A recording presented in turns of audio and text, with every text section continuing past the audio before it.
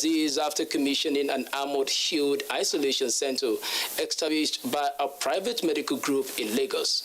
Musa Toliat has details.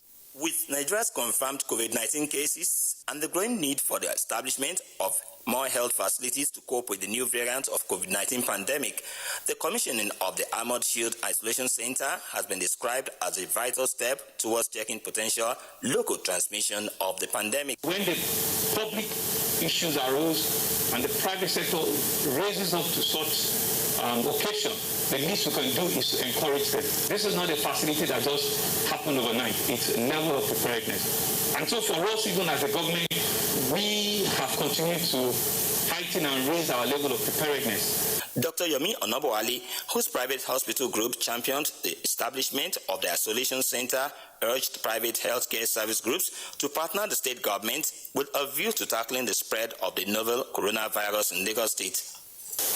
We have certainly felt the impact of the second wave of COVID-19, and it has become clear that we needed to respond in some way to supplement the current capacity in Lagos State. We have a whole consortium of private laboratories that are contributing to taking the pressure off the government in terms of testing a whole group of people that wish to be tested for different reasons. The Armored Shield Medical Complex is established with in-house facilities for PCR testing, ambulance response, CT scan isolation care, and hospital care with level 3 ICU capacity for COVID-19 treatment. In Lagos, Musa Toliat, NTA News. The contribution of the maritime subsector to a challenging year was majorly in the area of constant shipment of food and drugs at a period COVID-19 threatened the existence of man. The positivity from this daunting challenge is that the industry is involving strategies for digitization of ports operation in 2021 and beyond. Correspondent has a review and prospects of the maritime sector. The Nigerian Maritime Administration and Safety Agency, NIMASA, projected a 10% growth rate for the industry between 2019 and 2020, with vessel fleet expected to grow by 8.75%. No soothsayer or forecast gave a second thought that an unseen enemy in form of coronavirus will stretch global economy to its begging nails. With hope of survival glaringly looking slim, the federal government exempted port operations from the lockdown in order to ensure constant supply of food, while waivers were activated on demurrage and storage fees for an initial 21 days. Because we know how important it is for the economy to continue to move forward. The implication, therefore, is that while cargoes were coming into the country, few were leaving, thereby leading to congestion and 80% yard occupancy. Technology is the solution, okay? The port operations, like any other sector, must be moved by technology. We don't want people coming here.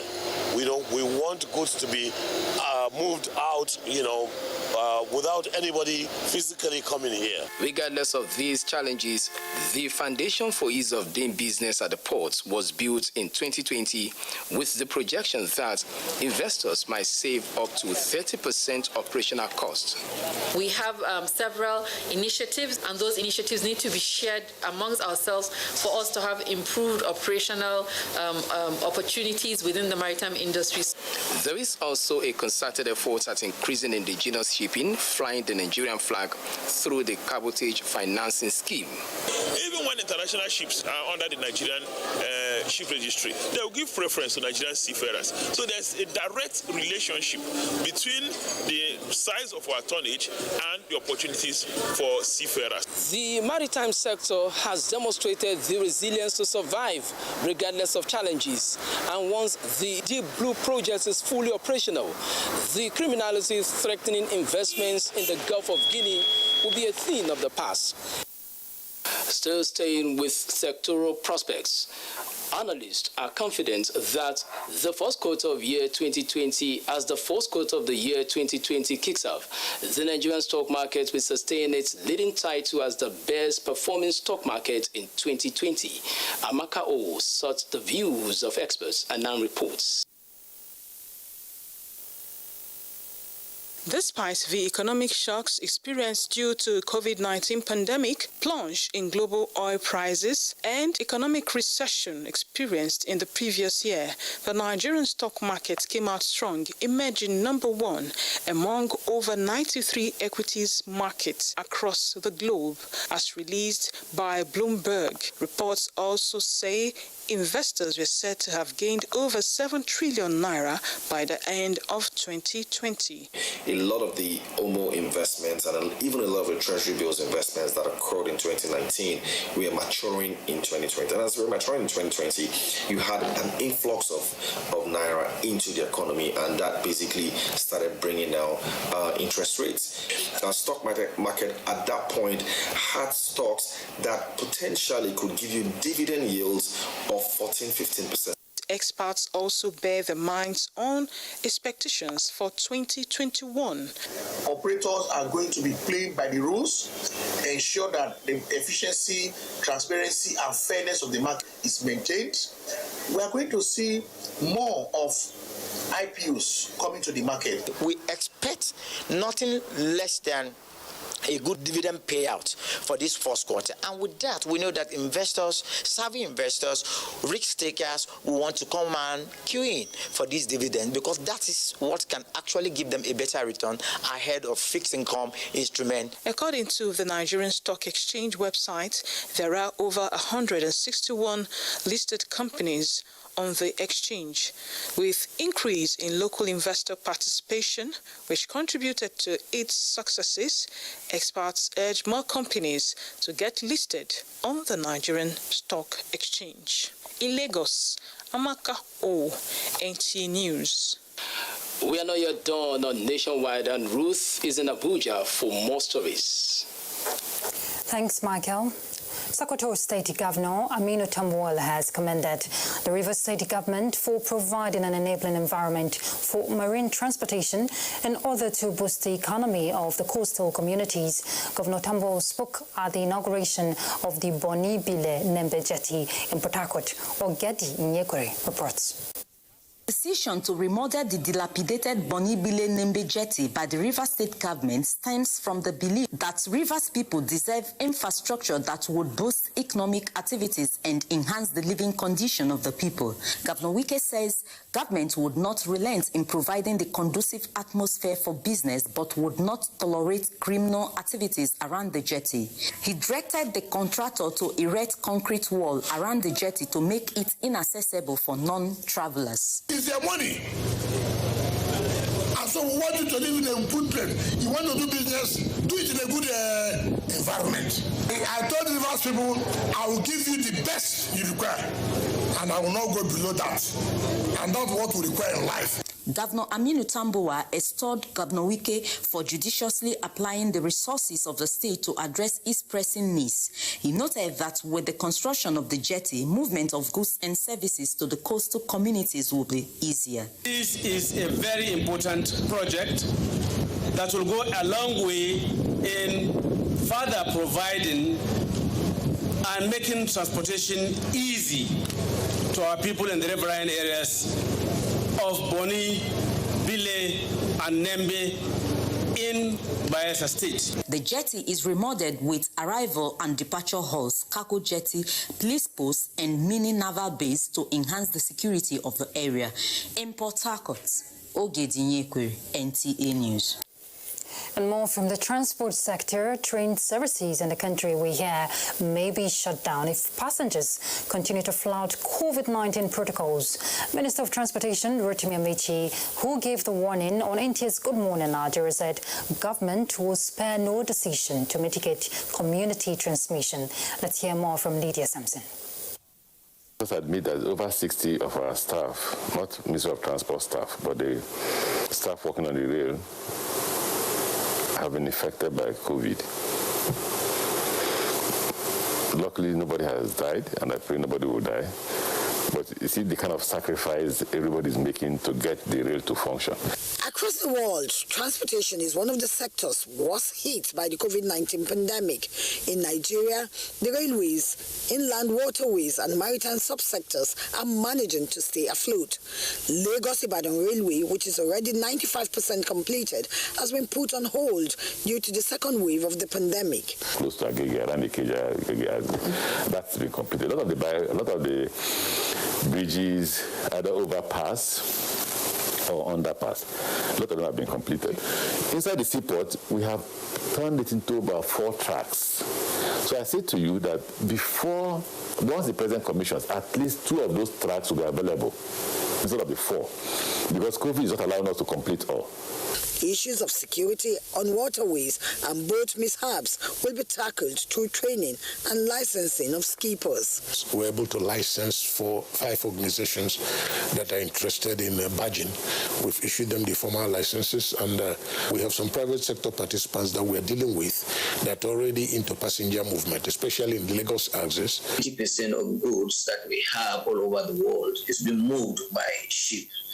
So as such, we cannot discuss the impact or the effects of this COVID-19 without discussing the CPRs. With this, we have a total framework, legal framework, to be able to address the issue of the legal aspect of this maritime insecurity. Despite the COVID-19 challenge, the Ministry of Transport expressed commitment towards promoting intermodal transportation in the country. In Abuja, Lydia Sampson, NTA News. As the nation grapples with challenges of economic recession posed by COVID-19, corporate organizations are taking the lead in the present impacts of the global pandemic. Abdurrahman Usman Jibrila reports that the latest intervention is coming from the National Information Technology Development Agency, that is NITDA, to assist Jigawa youth in surviving the critical period. The mission here is to develop various empowerment programs to engage youth to be self-reliant and contribute to the nation's growth and development profile. The approach is to deploy ICT knowledge in developing the skills of youth to leverage on the opportunities inherent in the communications and digital economy, which Nigeria is fast taking the lead. The enrollment for the national identification number is now a reality.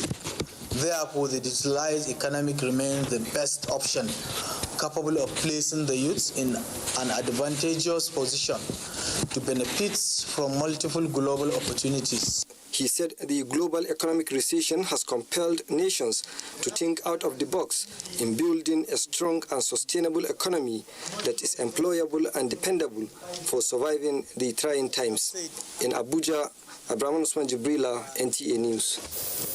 The National Population Commission has been charged to ensure proper execution of Phase 2 enumeration area demarcation for credible census. Speaking at the NPC Phase 2 enumeration area demarcation camp in Abak local government area, Akwa Ibom State, Deputy Governor Moses Ekpo maintains that only credible census can guarantee effective national planning in the country. Charity James report.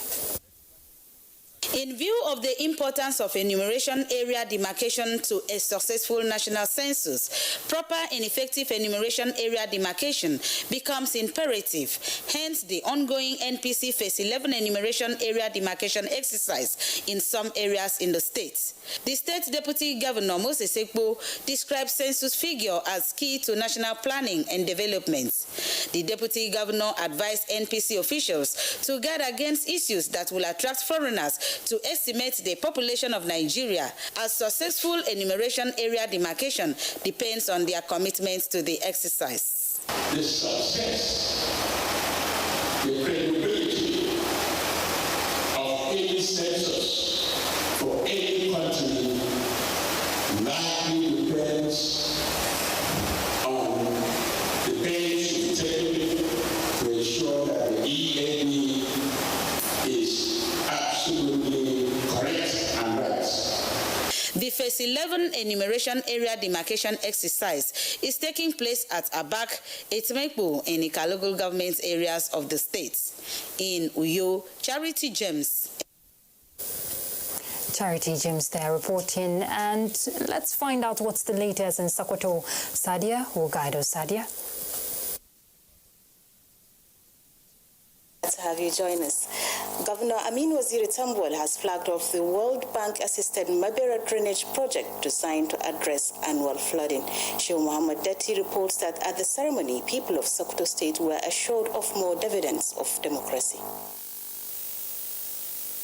This is Mabera area which has suffered flooding for decades due to lack of drainages. However, that problem is about becoming a thing of the past as Sokoto State Government and World Bank jointly construct about 18.5 kilometer drainages in the area. Here, Governor Amin Waziri Tambol is formally flagging off the construction of the stormwater waste drainages in Mabera to address perennial flooding. Governor Amin Waziri Tambol expressed his administration's commitment to the execution of projects that have direct bearing on the electorate. The high-risk location of Sokoto State does make it imperative for us to engage in activities and programs that will immensely support our environment and protect our environment.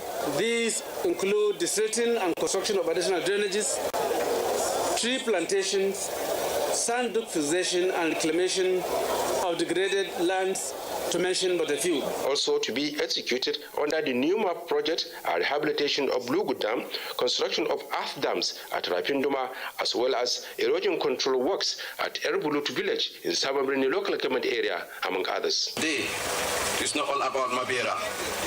It is about protecting our environment for future. Today is about protecting lives and properties. The Mabera stormwater management works is expected to cover Mabera Jelani, Mabera Eddi, Nakasaran Bari, Nakasaran Magaji, Salame, and Trafia area with a view to addressing constant flooding. In Sokoto, Sheikh Muhammad Dati, NTA News. Now, federal government has distributed relief packages to 2,900 victims of armed banditry and cattle rustling in 12 communities of Tamboa local government area of Sokoto State. The items were distributed by the National Emergency Management Agency. Sheikh Muhammad Dati again has more. Muhammad Sani and Innomanu of Tandamare and Zaida communities were among those attacked by the bandits. At this event, they were presented with relief packages by the federal government. Gaskiya mun ji daɗi akan wannan taimako da gwamnati ta yi mana. Kuma muna fata Allah ya taimake ta shi ƙara mata kwarjini. Mun gode Allah ya saka da alheri. Allah ya biya. Each beneficiary took home a mattress, mat, textile materials, cooking oil, 25 kilograms of beans and 12.5 kilograms of millet, as well as spices. The government says the assistance is to cushion the effect of their losses. You see, this is a response from the federal government, NEMA, who has donated these items to them. We are up and doing. You know, our own is to once we get a report from every local government for everywhere in the state, we'll try to go and do our job. The committee that compiled the names of victims pledged that only affected persons will be presented with the relief materials. In Sokoto, Sheikh Muhammad Dati, NTA News. And that's it from here. It's now back to Ruth in Abuja. Thank you, Sadia. 2 males and 6 females alleged to have been involved in child trafficking have been apprehended by officers of the Nigerian Security and Civil Defense Corps across River State. Well, the alleged suspects were reported to be en route Ogun State from Calabar across River State at the time of their arrest. Cecilia Julius reports that 6 of the alleged child trafficked victims are underage girls from Calabar. In spite of repeated calls by government and public-spirited organizations for an end to child abuse and trafficking, this heinous crime to humanity is still continuing unabated. In Calabar, luck ran out of these suspected abductors when they were apprehended by officers of the Nigeria Security and Civil Defense Corps, Cross River State Command. From preliminary debriefing, we've been able to discover that it's a network, it's a ring, and there are other people still at large. So we're on their trail. Some of the suspected victims claim to have been on their way to Lagos to join their mother, while one of the males, who identified himself as a photographer, was helping the girls to get to a location where the driver will take them to Lagos State. They met me in my house, my father's house, at Milan. As I was coming down to the junction, Kwafo Junction, I saw my neighbors here, my neighbors' children standing beside me. So suddenly I saw a cab, a taxi, dropping by. He carried 5 of them. Then the remaining one person, he begged on me that to stand and give him a lift, to give her a lift. They now tell their mommy that they are traveling back again. I should come and pick them. The senior brother, the man was speaking there. The senior brother said I should come, that he is there with them at Mobi filling station. The commandant of the NSCDC Calabar, Maje Koduni Abidemi, is calling on parents and caregivers to be security conscious and avoid any form of child trafficking. Mr. Abidemi is also calling for a collective effort from the public to ensure a smooth security operation for all. In Calabar, Cecilia Julius, NTA News. Well, if you recall the news about a fire incident at the headquarters of the Nigerian Immigration Service over the weekend, it has cast doubt over the use of information data analysis system. The Comptroller General Mohammed Babundide, however, says there is no cause for alarm. Abdullahi Mohammed reports. Looking at the front view of the immigration headquarters building debunks the headlines that show Shagari House was razed by fire. And before the Permanent Secretary, Ministry of Interior, the immigration boss began to correct that negative impression, stating that the fire incident has no bearing on the operations of the service. You are free to go and see passport is being issued. You are free to go and see visa is being issued online. You are free to check our website and see if there is connectivity. The only challenge we have is that we have not established direct connectivity between us and our formations, which we are doing manually. I assure you, in the next 3 to 4 days, that direct connection will be conducted. And I'm very proud and happy to say that the response meted out to the fire incidents was prompt, fast, and well coordinated. Steps into the affected offices bring to the fore the ravaging effect of the fire incident. Various kinds of hardware were burnt beyond salvage, but the miracle of backups saved the day. I'm glad to state that these equipment were installed by our expert, especially the miners. We have the capability to reinstall them. We don't require any technical expert to do it. It was installed by officers and they will install it. For now, the only significant task that cannot be carried out as a result of the fire outbreak is the real-time connectivity with the Interpol, which the Immigration Service says will be restored in a couple of days. In Abuja, Abdullahi Mohammed, NTA News. All right, let's head to Maiduguri, and Abubakar is there already standing by. Abubakar. Good afternoon, Ruth, and thanks for joining us. Now, wounded soldiers receiving treatment at 7 Division Medical Services and Hospital have expressed readiness to go back to the front line and continue with their onslaught against Boko Haram terrorists to root them out from the northeast region. Immediately, they are declared fit by doctor. The wounded soldiers made their position known when Chairman Senate Committee on Army, Senator Mohammed Alindumi, paid an unscheduled visit to the hospital at Memalari Cantonment, Maiduguri. Memuna Garba has more.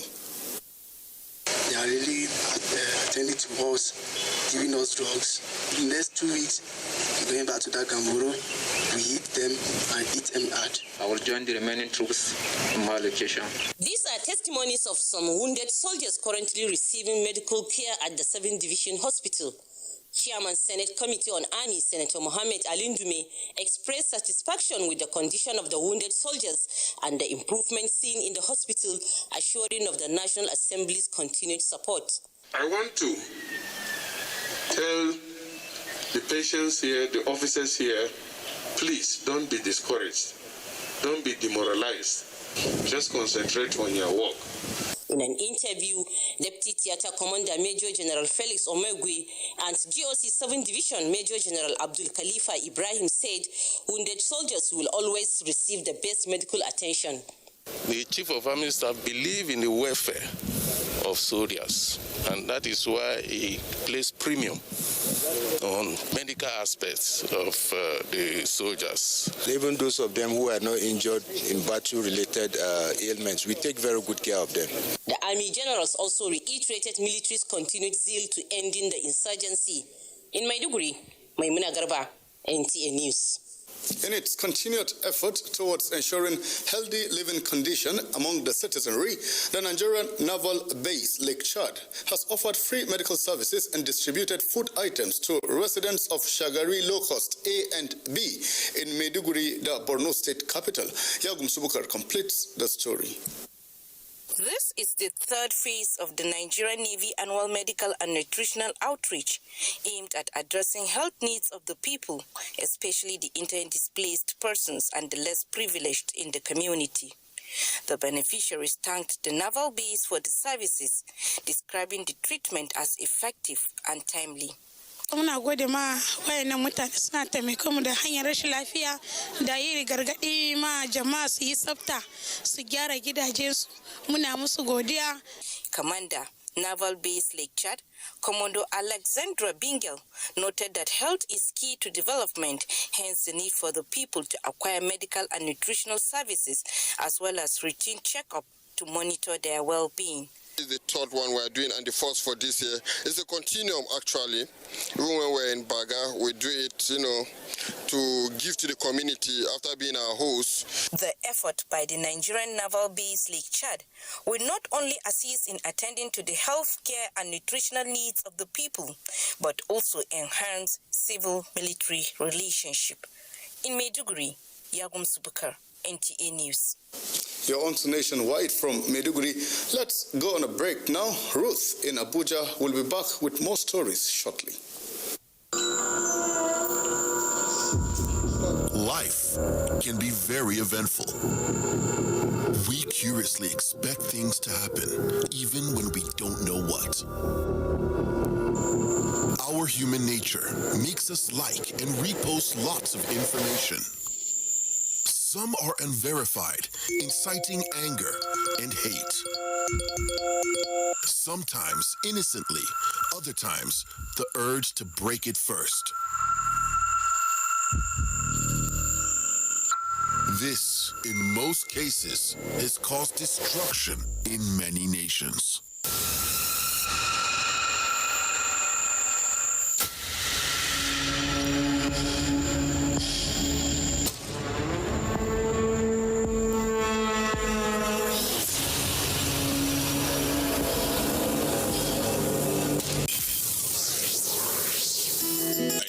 Edition of TV Guide is out with special focus on the game changer, His Excellency Governor Abdullahi Sule of Nasarawa State. Broadcasting in a digital economy, Maxwell Logo gives an insight. This edition also features Nancy Naji of AIT, a name synonymous with business. Meet the NCDC boss, Dr. Chikwe Ihekweazu. TV Guide, your indispensable companion, also x-rays the relevance of social media in the modern society. Meet some TV professionals who have impacted their spaces and other inspiring stories in sports, entertainment, and lots more. Grab a copy at the vendor near you or NTA stations nationwide. TV Guide, your indispensable companion.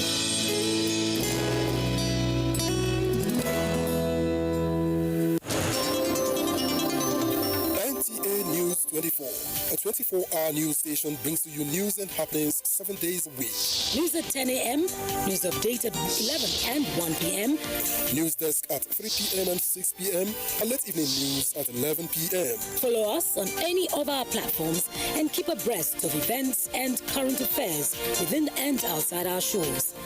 We are on DSTV channel 419, GoTV channel 46, StarTimes channel 101, and Free TV channel 703. Join us.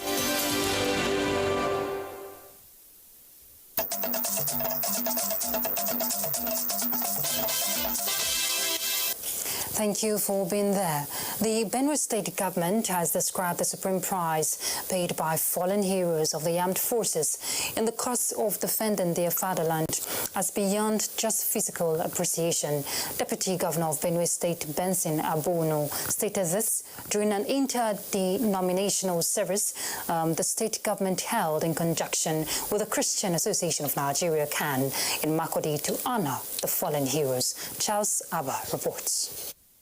Every year, members of the armed forces comprising the Nigerian Army, the Nigerian Air Force, the Nigerian Navy, and others who made the supreme sacrifice in defense of the territorial integrity of the nation are remembered nationwide. In Benue State, the state government, in conjunction with the Christian Association of Nigeria, held an interdenominational service in honor of these fallen heroes at the Evangelical Church Winning Hall, Ekwa, Barras Road, Makurdi. The deputy governor, who lauded the armed forces for their untiring efforts in maintaining law and order and protection of lives and property, charged them to be wary of coronavirus pandemic. Military people have been put in place to safeguard the security of our nation. Bishop Edward King, who spoke on the topic, a search for authentic spiritual security personnel, said, God is the architect of security and urged security agencies to follow his template for all-round victory. Chairman, Christian Association of Nigeria, CAN, Benue State Chapter, Reverend Akpen Leba, remarked that the security agencies have contributed a lot to the safety of lives and property in Benue State and urged government to look into the plight of the operatives. Prayers were offered for the families of the fallen heroes, Nigerian Legion of ex-servicemen, the Nigerian Armed Forces, and others, and for government at all levels. In Makurdi, Charles Abba, NTA News. Similarly, Rivers State Governor Nyesom Wike has advocated a lasting welfare policy that will cater for the families of the fallen heroes and members of the armed forces. The governor made the appeal at the interdenominational church service to mark the 2021 Armed Forces Remembrance Day celebration at St. Paul's Anglican Church, Port Harcourt. Ogedi Inyekwere reports. The import of the interdenominational church service is to thank God for the Nigerian Armed Forces and also commend the sacrifices of the fallen heroes in safeguarding the territorial integrity of the nation. Governor Wike says the country must remain united and appreciate the efforts of the Nigerian Armed Forces to the advancement of the nation. One of the countries, in America, no soldier alive that the family and the children will communicate after. So I want to congratulate the armed forces for what you are doing to protect this country. Right Reverend Wisdom Ihuo says equity, justice, and fairness should be the guiding principle of leaders in the country. We pray this is not about the government of this nation. We will not fight, but we will do this fight. Prayers were offered for the nation, Rivers State Government, Nigerian Armed Forces, and the Nigerian Legion, as well as the families of the fallen heroes. In Port Harcourt, Ogedi Inyekwere, NTA News.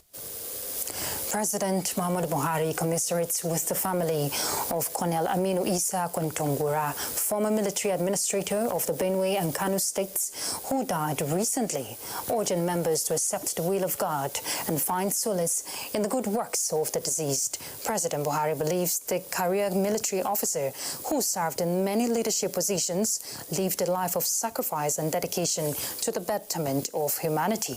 The president affirms that Colonel Kontongura's experience, wisdom, and cherished political support will be sorely missed, praying Allah to forgive his sins and grant him Al-Jannah Firdaus.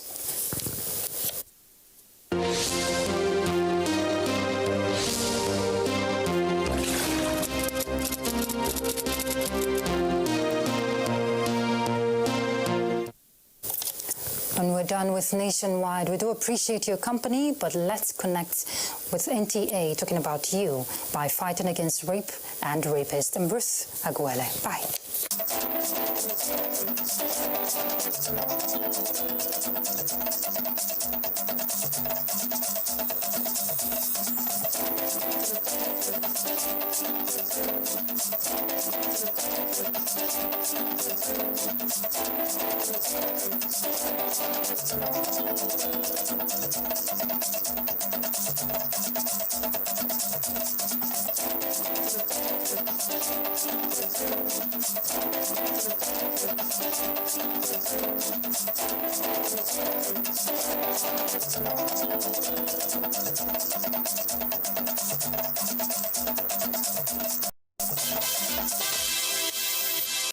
You can follow us on all our social media platforms: Facebook at NTA Network News, Instagram at NTA Network, Twitter at NTA News Now, YouTube at NTA News Online, or visit www.nta.ng. For live streaming, visit www.nta.ng/live. Now, you can stay updated on the go, be it on your TV, iPhone, laptop, or iPad, or download the NTA mobile application from your Play Store or App Store. NTA, you can beat the rich.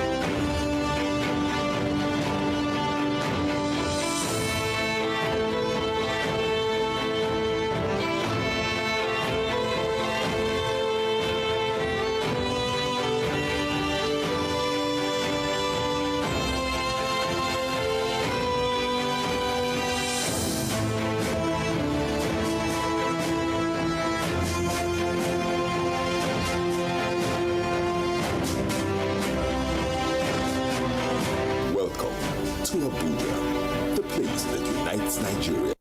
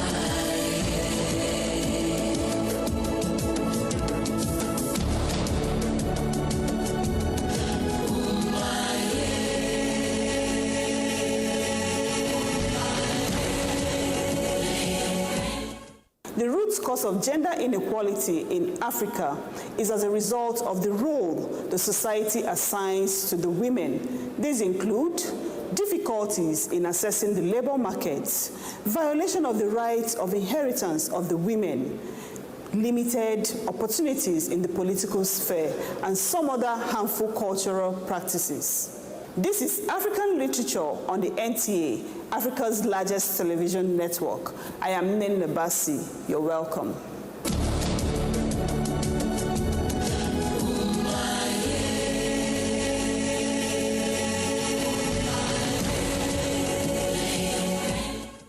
African women and their survival in our patriarchal society is our focus on this edition.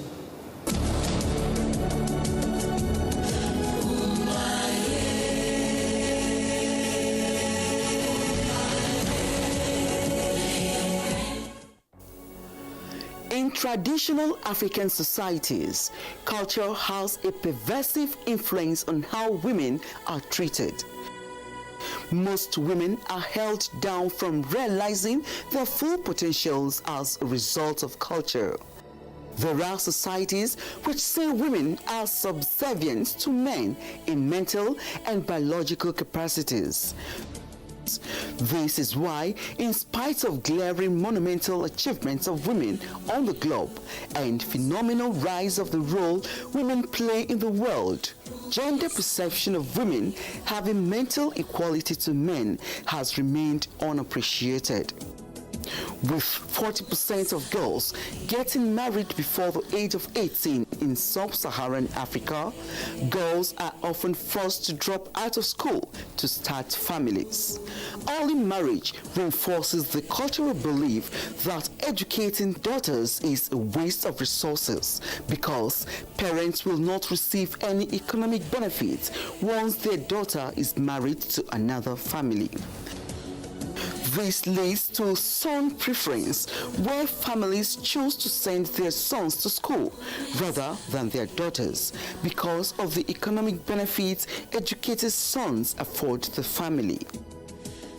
Some of the challenges African women face in finding formal work are the general lack of educational skills, weak protection against gender discriminatory hiring, and double burden of work with the expectation to continue housekeeping and childbearing.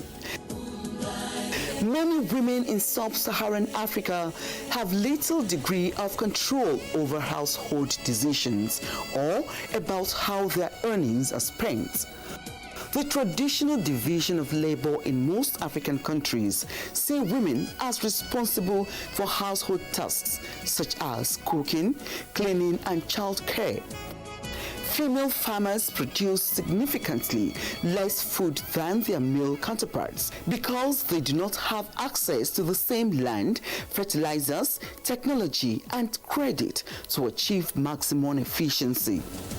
Also, women's voice and agency remain limited, with rates of gender-based violence reaching alarming levels. Poor access to legal rights, sexual and reproductive health services, freedom of movement, and political votes pose additional constraints for women. Women in Africa still continue to experience human rights violations. Most African women are denied the equal enjoyment of their human rights, in particular by virtue of the lesser status ascribed to them by tradition and custom, or as a result of overt or covert discrimination.